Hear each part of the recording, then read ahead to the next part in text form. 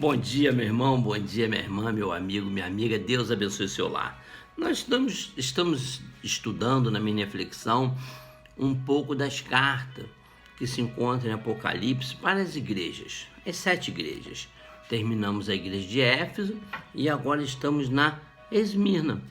Então vamos lá no que diz a palavra de Deus, tá? Em Apocalipse 2, tá? Versículos 8, 9, tá? Apenas. Diz assim: Eu, anjo da igreja que está em Esmirna, escreve: Isto diz o primeiro e último, que foi morto e reviveu. Eu sei as tuas obras, e tribulação, e pobreza, mas ele coloca aqui, entre parênteses, mas tu és rico. E a blasfêmia dos que se dizem judeu e não são, mas são a sinagoga de Satanás. Quando eu começo a ler essa segunda carta à igreja de Esmirna, eu começo a perceber aqui que o anjo aqui representa o pastor, o líder da igreja, tá? Uma convenção de que seja isso. Ou seja, nós, ao lermos a Bíblia em uma leitura normal, bem paulatina, sem pressa, algumas coisas nós já podemos aprender apenas na leitura. É claro que algumas outras coisas você vai ter que se aprofundar em saber data, local, um pouco de geografia, um pouco de história, um pouco de quem fundou aquela igreja. Isso emanará um pouco mais de tempo. Porém, a Bíblia em si, ela é gostosa para nós lermos paulatinamente.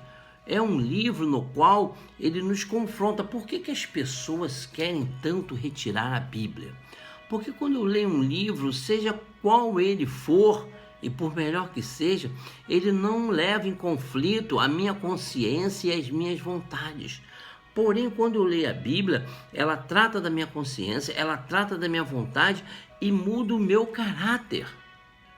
Muda o meu caráter. E as pessoas às vezes não querem, elas preferem andar no erro, cometer os erros e não querem ser controladas no sentido de que há uma posição melhor do que aquela que ela está tomando.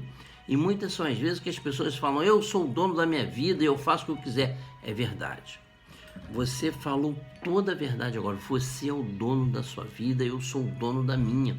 Eu posso fazer com a minha vida o que eu quiser e você também. O porém é onde nós passaremos a eternidade com essa nossa arrogância.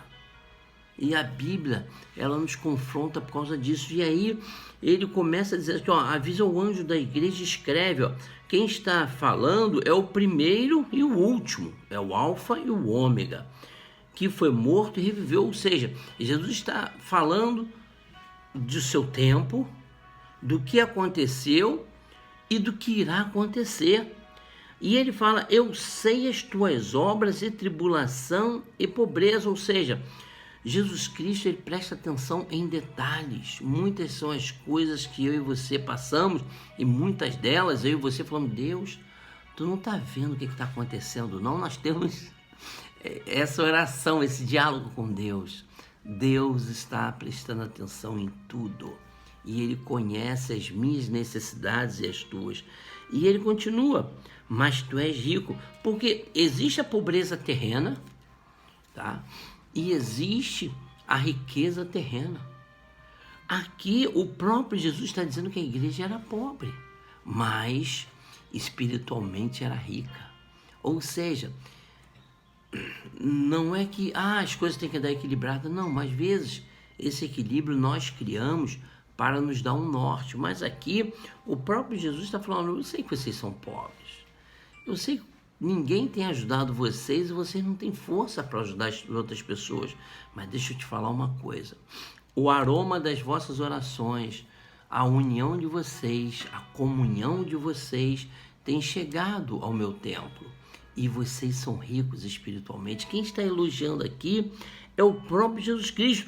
Mas ele continua: e a blasfêmia dos que se dizem judeu e não são. Sabe aquela pessoa que adora ficar falando de hereditariedade, de heranças culturais, e eles se prendiam muito nisso e às vezes nem eram judeus, mas queriam se passar por judeu, às vezes romano, às vezes grego, e isso diante de Deus não vale desculpa de nada. O que vale diante de Deus é um coração sincero, é um coração grato, é o amor pelas vidas, e isso que faz com que Deus olhe para nós com um olhar de misericórdia, é eu ter vontade e o prazer de ajudar quem está do meu lado. Por isso, que isso nunca aconteça em nossas vidas, mas são sinagoga de Satanás. Que eu e você jamais sejamos casa de Satanás nos nossos lábios, nos nossos pensamentos, na nossa visão, no nosso andar e no nosso caminhar. Que sejamos cheios do Espírito Santo de Deus. E aqui Jesus Cristo está dizendo que essa igreja era maravilhosa em relação a isso. Deus abençoe sua casa, Deus abençoe sua família. Um beijo para você, um beijo para toda a família, que tenhamos um ótimo domingo. É claro que amanhã eu voltarei novamente a falar um pouco mais da igreja de Esmirna. Que eu e você, ao lermos isso, traga em nossos corações a alegria de estarmos fazendo a coisa correta. Deus abençoe sua casa e a sua vida em nome de Jesus.